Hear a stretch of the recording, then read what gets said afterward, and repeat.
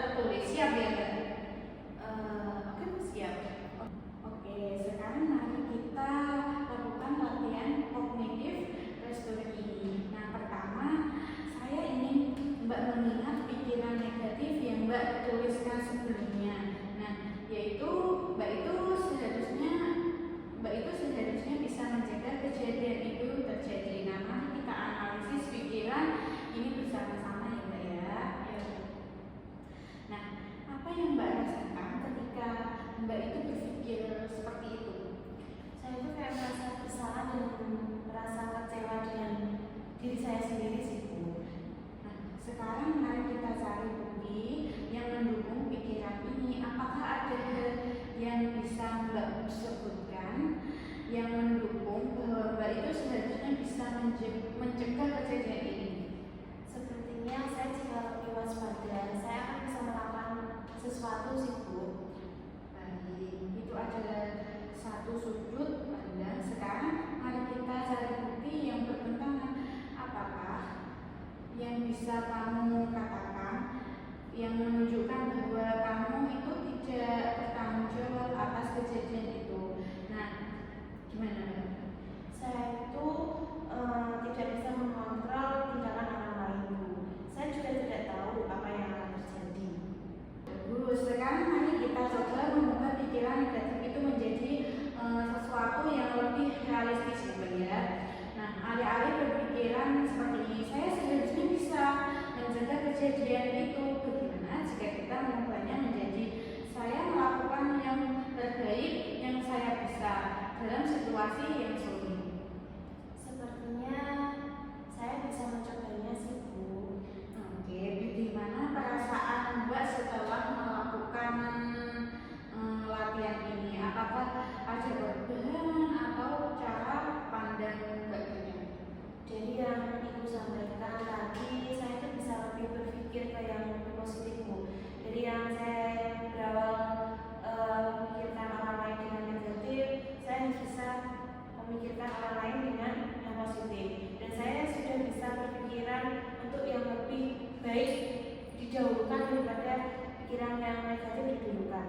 Dan saya itu sudah merasa lebih mendingan dari yang saya berpikiran negatif tadi menjadi yang berpikiran yang lebih baik seperti sekarang ini.